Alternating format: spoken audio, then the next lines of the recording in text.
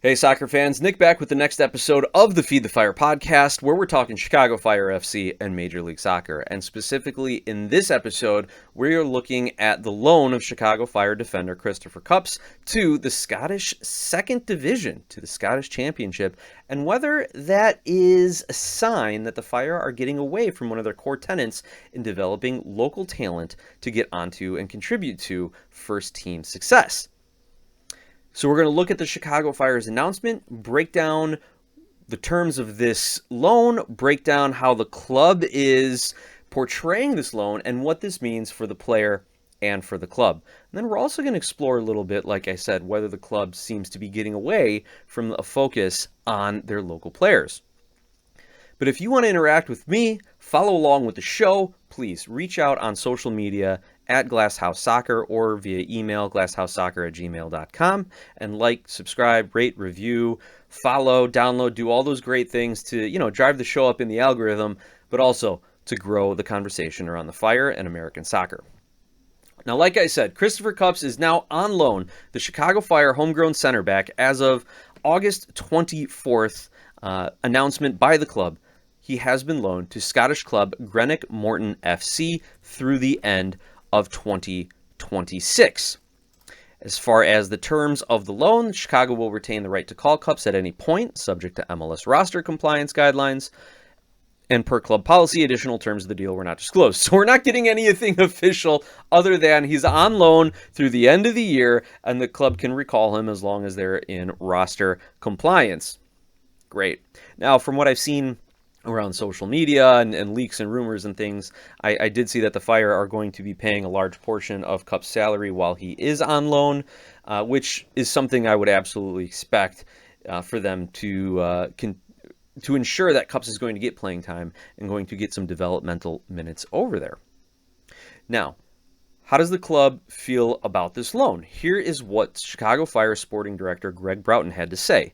Quote, "We are excited to see Christopher continue to develop during the rest of the year in a new and challenging environment. He has a very high potential and promising future at the Chicago Fire and has stepped up to every challenge he's faced so far. Playing competitive matches during the rest of the year will only help him mature as a player and as a person." End quote. There's a couple of things that jump out to me from this quote, and I'll use that to kind of bridge into what I think the Fire, what it's going to tell us about the Fire as a club. First of all, that last sentence, playing competitive matches during the rest of the year will help him mature as a player and as a person. To me, that signals that the Fire don't see Cupps factoring in any significant way from here through MLS Cup, whether that's Leagues Cup or league play. It signals to me also that the Fire are going to play a lot more of a 4-4-2 formation, which, again, is what they said they wanted to play when signing Lewandowski and having him next to Kuipers, and then that whole thing went down. But it signals to me they're still maintaining it. That's their plan. Because right now we have three center backs on the roster. We've got Jack Elliott and Joel Waterman, your two starters. You've got Sam Rogers, your backup. As you know, Mbokazi injured through what was originally said the end of the year. Berhalter walked it back, said maybe he'll be here for the playoffs or somewhere towards the end of the season. But with only three true center backs on the roster, I would think they would have kept Cupps to kind of get some minutes here and there, especially as they're making a run through Leagues Cup, especially as they have so many games in August and September. So this loan, again, just seems to confirm that they are going to continue that four-back or that two center-back system that they have been playing. Also, you've got Mauricio Pineda, who can fill in as a center-back if needed, though I don't know how great of an option that is, if you'd rather have Cupps or if you'd rather have Pineda on occasion. But I digress. That is another option that the club has. The other part of that quote, which I think is indicative of how they're looking at this loan, is that they want to see him continue to develop during the rest of the year in a new and challenging environment. We hear it all the time, and it's especially true of American players who come up in MLS, that they're with the Chicago Fire Academy and youth system, they're with or with an MLS Next affiliate club, then they get into CF2 and they're playing in MLS Next Pro, and they've got the same coaching, and they're playing at the same facilities, and they're living in the same home that they grew up in, and they have their family around them, they have their support system. There's not too much that a player has to worry about if you've been in the same system through your entire career. And that's what has been with Cupps. And it's not a knock on him. The guy's making the most of his opportunities here, right? He's played for the senior team. He's playing and getting starts. And I think he even captained a game for one of the youth national teams. Like, this is a guy who has a very, very high ceiling still.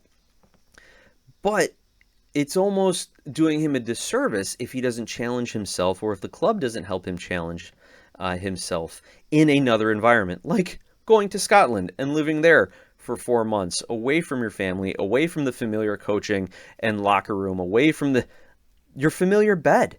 You know, that can be a source of comfort. So the uncomfortableness, you got to be comfortable with being uncomfortable, as the phrase goes. And it's only going to serve to help him mature as a person, as a young man, and yes, as a player. Because these pro teams aren't here to do the Fire any favors and say, sure, we'll develop your player for you, because, you know, we're all in it for the good of world football and player development or anything like that. No, they want to win games, especially in the Scottish second division, in the Scottish championship. They want to move up. They want to get promoted. And right now, Greenock Morton needs help on defense. After 3 matches, they have 0 points, 3 losses, and a -4 goal differential. They've given up 5, scored 1 in 3 matches, so they can use the defensive help. The question here is the Scottish Championship, is the Scottish Second Division a good place for Cupps to get the development? Well, it's not ideal. I'll admit. I mean, he's playing against such competition as Inverness CT, Patrick Thistle, and Queen's Park. Not to be confused with Queen Park Rangers, but just Queen's Park. These are the teams that he's playing against. Teams no one's ever heard of, unless you're living in Scotland, probably, or are just a ridiculous sicko for world soccer. However, you have to have a team willing to take a player on a loan basis to do it, right? Yeah, you can't sell it unless you got a buyer, right? It takes 2 parties to make this deal work. And so for the Fire to be able to get him a short-term loan through the end of the year, I imagine that their options were limited, and to get him on a club where you know he's going to actually contribute and play minutes and play actual games, meaningful games, games that have consequences, as opposed to the critics who say there are no consequences in MLS without any relegation, but especially in MLS Next Pro, when it's pretty much just pride and bragging rights on the line. So, this is a good move in that sense for Cupps, that he is going to be getting meaningful minutes with competition that is probably better than MLS Next Pro, right? These are professional players out here. These are grown men playing this game, not reserve teams for MLS players. So he's definitely getting a higher competition than MLS Next Pro. But, you know, if you're trying to get him to get comfortable at an MLS level, there's going to still be, I think, another step for him to take. And maybe he does that in another year or two with the Chicago Fire senior team, you know, stepping up after this loan spell here, or maybe there's a good partnership and he possibly ingratiates himself with some other Scottish scouts and can end up playing in Scotland or somewhere in the UK for a team on a loan or a transfer or something, or hopefully on a loan, and the Fire can keep his rights and bring him back and help him promote himself there. So on the whole, I think this is a good move for Cupps. I think it's a good move for the Fire, especially if they're going to continue their 4-4-2 formation, their 2 center-back defensive line. I think this should work out, though it would have been real nice to have him with a team who wants to be making a trophy run and really help contribute to that, or eat up some minutes for Elliott and Waterman when they need a break. The one thing that I was thinking was, do they really rate Cupps as a player who's going to be an integral part of their future? Because if they did, would they really be shipping him off to the Scottish Second Division? Well, for all the reasons I just said, I've convinced myself that's not the case. But it did get me thinking, how much do the Chicago Fire value their homegrowns and their local talent? When Greg Berhalter was announced as the head coach of the Fire back in October of 24, he gave us a twofold quote about player development and how he wants to build a roster. The first part of that quote is, Developing talent from Chicago will remain a priority and the bedrock of our club. The bedrock of our club. I repeat for emphasis. We want to continue to develop a pipeline of talent that starts in our academy and leads into the Fire First team, producing homegrown players who will represent the city and its values. So that's the first part of the quote that Berhalter released about player development. And there's a piece of me that's like, gosh, if you're shipping cups off to the Scottish Second Division, you really care about his player development? Now, again, I've convinced myself that that's the wrong take, and for all the reasons that I've listed. And again, you want to see a player of Cup's potential elsewhere in the world of soccer, but this is the environment he's found him in. It's a short-term loan, so it should be fine. But here's the second part that of this quote that Berhalter talks about bringing in players from outside the organization and really outside the country. He says, we will be intentional about bringing in talent that is committed to the club and city and aligns with the values of our community. Finally, the Endeavor Health Performance Center, which is due to open by January, will be a catalyst with both developing our young players and maximizing the impact of our first team players. This commitment to excellence will be a major tool in helping us recruit and develop the players we need to move this club forward. So, Berhalter's announced his coach, lays out his kind of overarching philosophy for player recruitment. Number one, a bedrock of the club will be developing talent from Chicago, and it will remain a priority. But number two, we really need to bring in international talent, that fits the values of the club and everything, but can also help us move the club forward. So kind of a twofold approach there, twofold approach in the development philosophy. And while the Fire have seemingly hit on their international signings, this got me thinking, this Cups loan got me thinking, have they moved away from their development of the Chicago talent?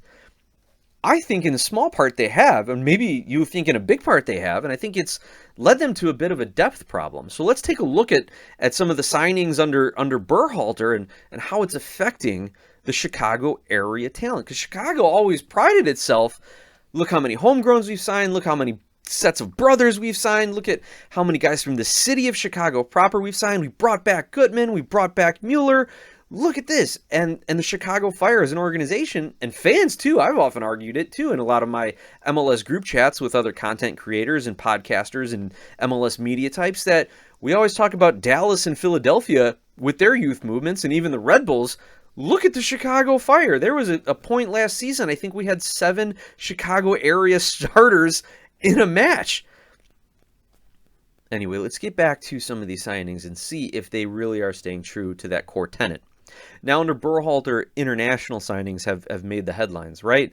Lewandowski, Zinkernagel, Mbakazi, Saletros, Detejan, Franco, Radojevic, Borso, Bamba, Davila. And they've even had targets such as Neymar, Kevin De Bruyne, Goretzka, even Andres Dreyer, who's lighting it up with San Diego, who is an MVP candidate, who's a 2-time All-Star. Like, he was a target of the Chicago Fire, and oh my gosh, that would have been so great to see Dreyer on one side and Zinkernagel on the other side of this formation, assuming they would have signed them both, if they would have got Dreyer in the first place. But those are the kind of guys that the Fire had targeted and signed internationally. Now, within the MLS, they've also made some moves here, right?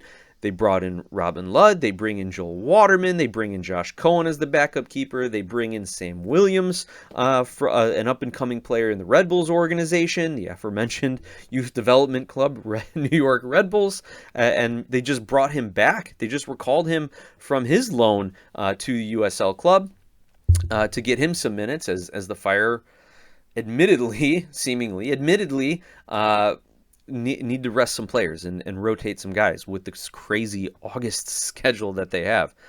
So those are kind of the moves. Let's look now at the Chicago Fire local talent, the Chicago and the Chicago suburb guys and the Illinois guys here.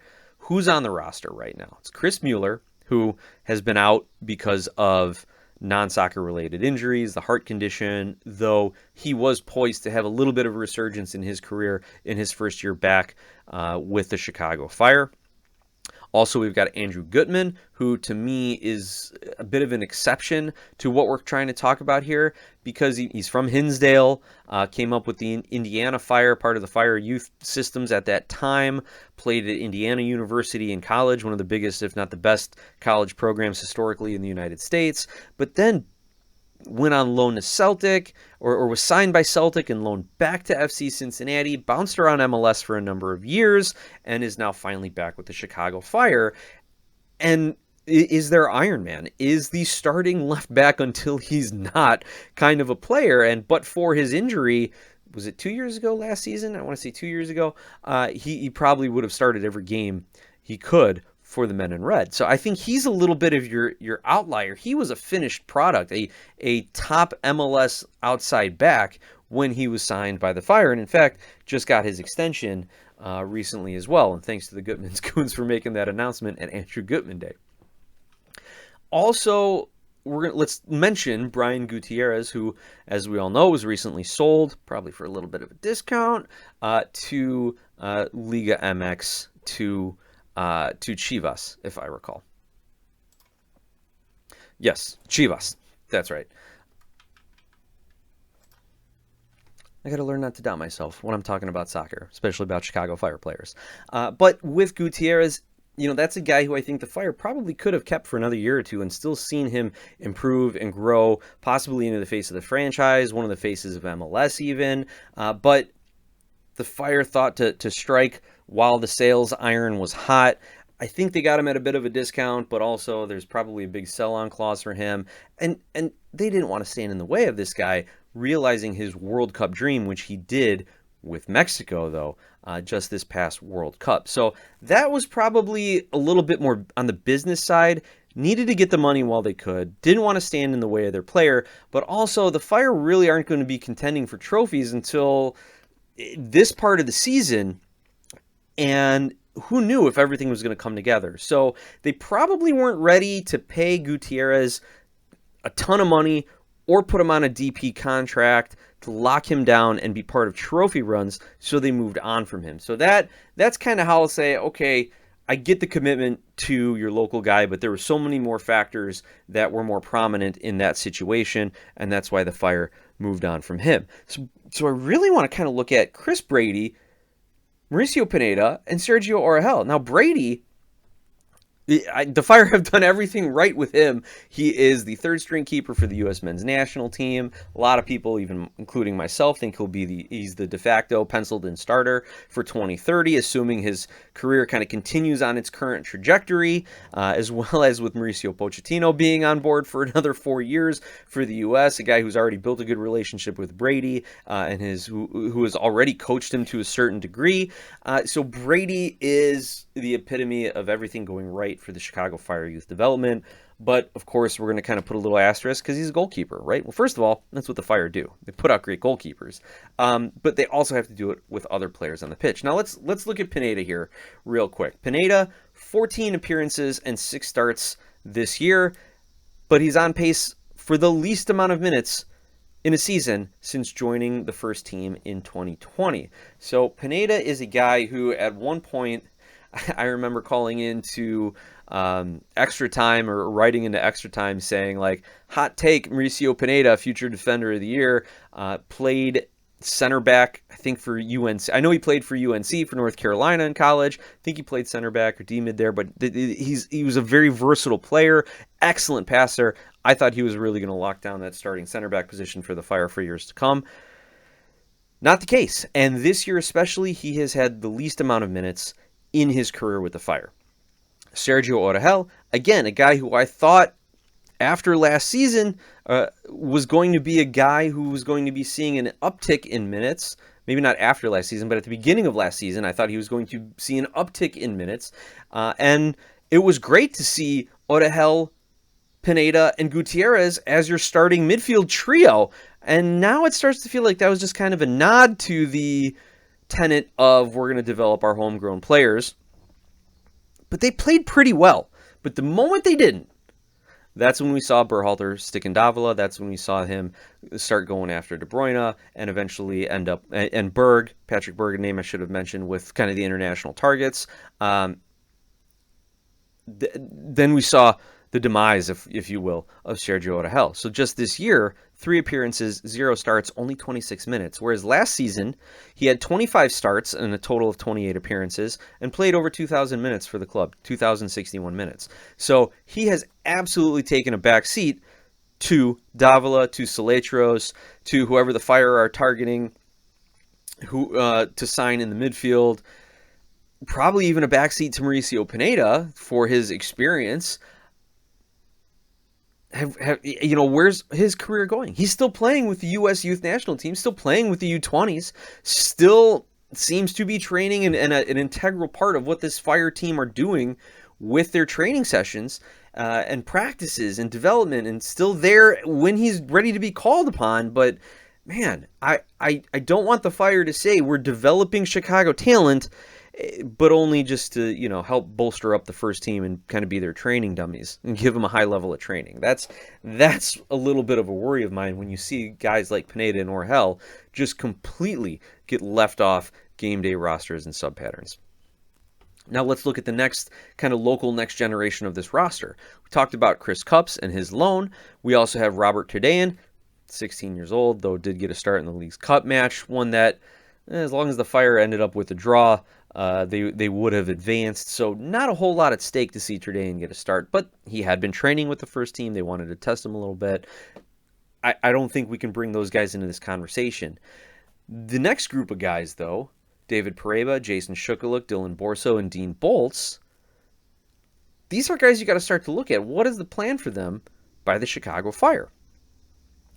David Pareba has one appearance for the senior team in 3 seasons. Now, he did have an injury and missed all of last season, but only one appearance this year, the start against Red Bulls. Shokalook had 40 minutes in 99 appearances, no starts this season.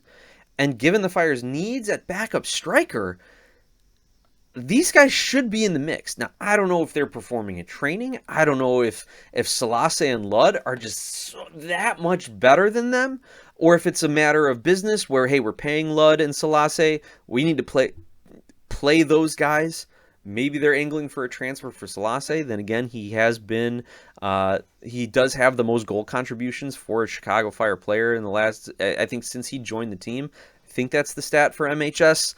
So it doesn't look like Pareba and Shokalook are going to break into the lineup ahead of Ludd and Selassie, at least not this season. And with Lewandowski signing and Kuiper's departure, the Fire need a solid backup striker. If you want to go by the old adage, you have your senior veteran who's your starter. You've got your you've got your prime striker who's starting for you. You've got your backup who's a veteran who can come in any game situation and play well for you, and then you got the young guy you're developing. Well, right now the Fire have a senior veteran starter in Lewandowski, a veteran backup depending on who you put in, Ludd or Haile Selassie, but they're not developing these young guys at the MLS level. So that makes me wonder a little bit here. To the Fire's credit, though, I'm going to take a deep breath there and let kind of the transition happen. To the Fire's credit, we often hear of 1 or 2 CF2 players, second team players, training with the first team, which I think is fantastic because, one, it's scouting. Who can cut it at a higher level? Who can train at a higher level? Right? You got to practice before you can play. They got to see that you can handle the practices day in and day out, not just be game day performers. So it's good scouting. It's also a way to instill first-team values, culture, habits down to the lower levels of the organization. So the pessimist in me says, the optimist in me says, we're bringing in second-team guys a couple every week to train with the first team. But then the pessimist in me says, that's just business management. That is no bearing on whether they're going to play and contribute to the first team. It's just a way to implement philosophy at the lower levels. But the ultimate hope is that it builds depth within the organization. The other piece that the Fire have no control about whether these guys are developing and can be part of their philosophy of Chicago area first team starters is external. A player in MLS has to either be good enough to make the first team, or they're going to end up playing in MLS Next Pro, which is way below the MLS level and probably even below the USL Championship level. In fact, I would say it's much further below the USL Championship level. So in order for teams to develop their second team players and to develop the guys at the end of their bench, they either got to send them out on a loan, a la Chris Cupps, or have to work them into competitive situations at the MLS level. And if the Chicago Fire are in that trophy winning window, they think, do you really want to take that time where you're sitting on a draw and you can put in a Selassie to go get you a game winner, or put in a Detejan to go get you a game winner, or are you going to put in a Boltz or a Borso or a Shokalook to give them experience and maybe get that winner for you? So this fire youth and this MLS youth are kind of stuck in limbo, if you will, between MLS Next Pro and between a first team. And especially as we continue to relax the roster rules and increase spending allotments, salary caps, and things like that, competition is going to get even more difficult for kind of this squish generation of young American footballers here. So that being said, my initial thought was this Cups loan and the decrease in time of Pineda and Oregel suggests to me that the Chicago Fire are moving away from one of their tenets, one of the bedrocks of the club, as Berhalter described it, developing talent from Chicago and developing a pipeline that starts in the academy and leads to the first team. So you've loaned out Cups, you've decreased the time for Oregel and Pineda, and hey, maybe they've had time to prove themselves in the Fire's eyes, and the Fire have to just move on from them at some point. Maybe that's the feeling. But when you look at, you really have to look at guys like Pareba and Borso, Boltz. Where's my list of local guys? Pareba, Shokalook, Borso, Boltz, Turdean, and yes, Cups, to see if the Fire really are going to go equal to international signings and local talent. Obviously, you're going to adjust. Sometimes you just run out of the best players in your academy. It all depends on who you bring in, right, and how they play. But are they going to try to give equal credit to and equal attention to the local talent versus the international signings? And with that, I'm going to go ahead and close this out. I don't know if I've made myself feel any better about it. I felt much better about the Cups loan. I felt much better about Turdean's development. I feel much better about the Chicago Fire, trying to have a continual roster flow where you're bringing in outside players internationally or outside the club, even if they're from MLS, and complementing it with their homegrowns just to kind of keep everything progressing forward.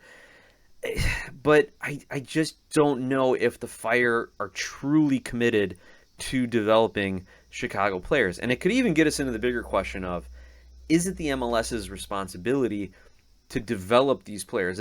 I think it is to develop for their first team, but is it their responsibility to just generally develop players, or, as people would point out, to develop American youth players? All right, we're gonna wrap on that one. Let me know your thoughts. Find me on social media at Glasshouse Soccer, or email me, glasshouseSoccer@gmail.com. Yeah, this was kind of just a nice conversational episode to get some thoughts out there. I appreciate you tuning in and listening. Please like, subscribe, rate, review, follow the show wherever you get your podcasts, and let's go Fire.